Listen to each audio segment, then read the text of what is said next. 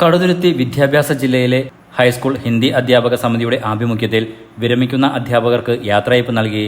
തലയോലപ്പറമ്പ് വൈക്കം മുഹമ്മദ് ബഷീർ സ്മാരക government vocational higher secondary school ഓഡിറ്റോറിയത്തിൽ വെച്ച് നടന്ന യാത്രയയപ്പ് സമ്മേളനം വൈക്കം ഉപജില്ലാ വിദ്യാഭ്യാസ ഓഫീസർ ജോളിമോൾ ഐസക് ഉദ്ഘാടനം ചെയ്തു.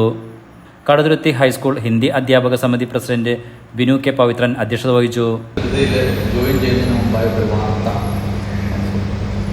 ടീച്ചറിൻ്റെ മനസ്സ് എന്ന് പറയുന്നത് ഒരു അതിജീവനത്തിൻ്റെ കരുത്തായിട്ടാണ് ഞാൻ കാണുന്നത്. അതോടൊപ്പം തന്നെ ഏത് പ്രതിലോമ ശക്തികളെയും മറികടക്കാനുള്ള വരാൻ ടീച്ചറിൻ്റെ മനസ്സുണ്ട്. ആ മനസ്സാണ് ടീച്ചറിനെ നയിക്കുന്നതെന്ന് ഞാൻ മനസ്സിലാക്കുന്നു. അപ്പം അദ്ദേഹത്തിൻ്റെ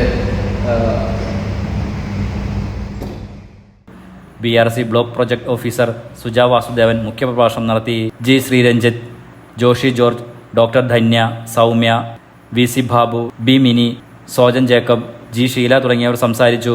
കടുതുരുത്തി വിദ്യാഭ്യാസ ജില്ലാ ഓഫീസർ AC സീന അടക്കമുള്ള 8ഓളം അധ്യാപകർക്കാണ് സമുചിതമായ യാത്രയയപ്പ് നൽകിയത്. Enlight news Vaikom.